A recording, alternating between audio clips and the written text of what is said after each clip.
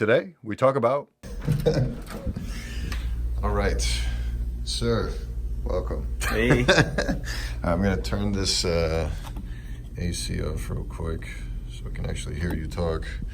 But yeah, welcome.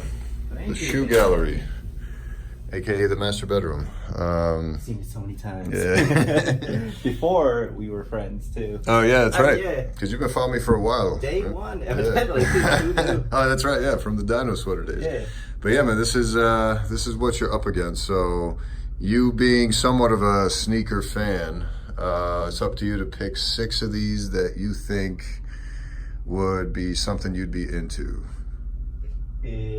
All right. So, do people have qualifiers, or is it just? It's up to whatever your personal definition is. Some people are like, oh, I like these, but I want to wear them, so I'm not going to pick them. Oh, I like these regardless, or oh, I'd never wear these, so I'm not going to go with these, or whatever. You know, what's subjective. So top 6 Yeah. all time. That's how I'll qualify. Okay, sure. So, as if I can only have 6 sneakers ever. Right. Definitely. Easy 2. All of them, or just the Solars? Well, if I can only pick 6, I would go with the Solars. Gotcha. Okay. Just because it's the most wearable. No, that's fair.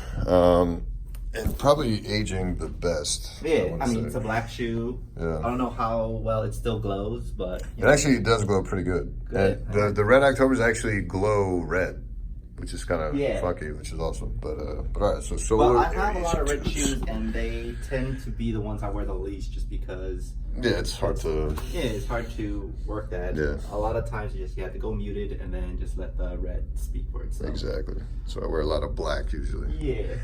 So that's one. That's one. And don't forget, there's a whole nother wall on the other side. Let's see. I would go with Chicago ones. Ones, okay. I feel like this is becoming a more popular pick on this segment lately. Chicago ones. Well, those are classics. Yeah, man. I'm so glad I bought these, especially when people started reaching out like, dude, those are going for like way more. Because I think when I bought them, I paid like $450, I think. They're like $550 now. Or I'm sorry, yeah. Are they $550? 2 years from now, they're going to re-release and then go all over again. Yep. All right, so those are 2 no-brainers for me. Okay. Now, let's see here. Where was it? It was the Off-White Volt green ones. Oh, these? Yes. These... Air Force Ones? These have skyrocketed in resale price as well. You know what? I'm not surprised by that because a lot of people really were posting a fuck ton of photos about these. Yeah, like, they... People really dug these. Initially... the lowest I saw was about $350, and I should have pulled the trigger. Yeah, I think now that they're about $550. Yeah, I think that. Actually, I think we talked about that because yeah, I remember that being like, oh wow, these really shot up. Just because I love the loud colorway, right? And it's one of those things where, this color is surprisingly easier to rock than say a red shoe. You think so? Yeah, because you can go like lighter colors and they would be cool. Huh, okay. And they're just as eye-catching. Okay, all right, I see what you're saying. All right. I mean, I typically stick to black, similar to any all-red sneakers, but... Yeah. All right, so what is that, halfway? We're halfway there? Halfway there. Let's take a look at the other side. Okay. Yeah, so basically Adidas and then Air Max, essentially. Yeah. Boom, boom, boom. I have to go these. Oh, yeah. Another... I'll just take one of them. Yeah. The Atmos Air Max one. Yeah, I was glad these retroed. And at first, I didn't even get it. But then once I had them, I was like, wow, this is like an incredible I was always drawn to it just because of that kind of simple setup with the elephant print. And then you get, to use your phrasing, a bop of shape there. Yeah. I like that. It's a simple aesthetic. Yeah, and compared to some of these other shoes you're picking, it's like much easier to wear, I would say, right? And then this is kind of like a sneakerhead sneaker. Yeah. So everything else is like very hype or very classic. This one is, you're doing your homework. Right. Yeah, if you're wearing this, you can tell like you're not just following what kind he's wearing. Exactly. Yeah. All right, so what is that? 4, 1, 2, 3, 4. All right, 2 more.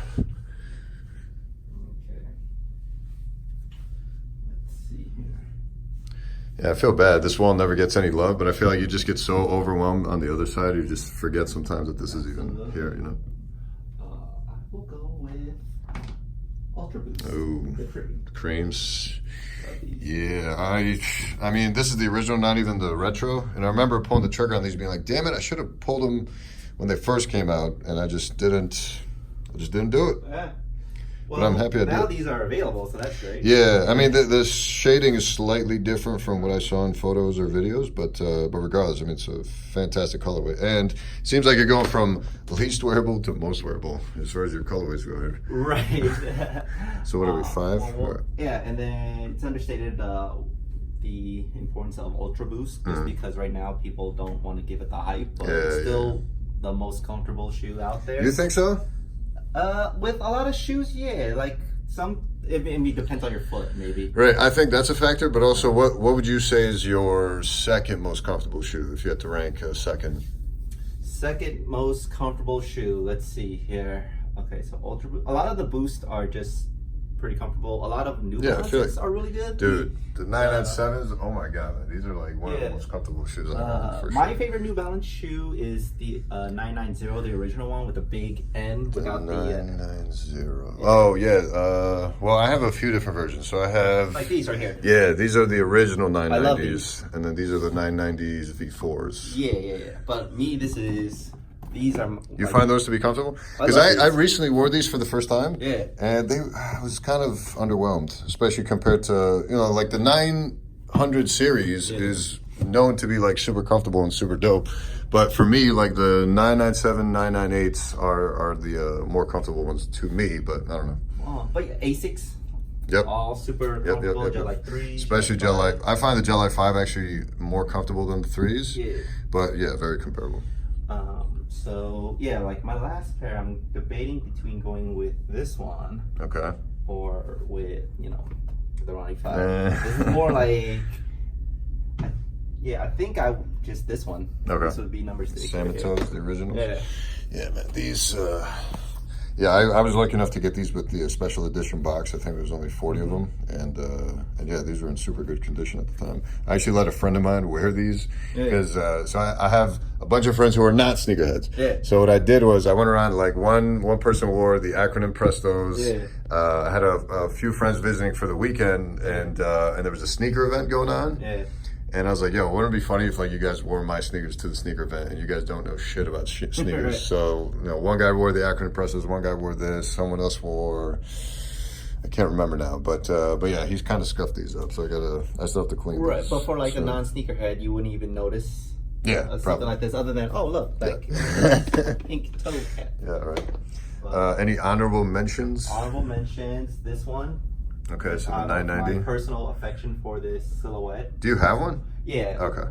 Not in this color. Gotcha. I got like it's kind of like a forest green with a little bit of blue. Okay. And then I love New Balances because my last name is Nguyen, so it has on it just for that kind of narcissism. Fair enough. And also the John Mayers. I Like. John Jackson Passage. These, when they're crispy whites, I love.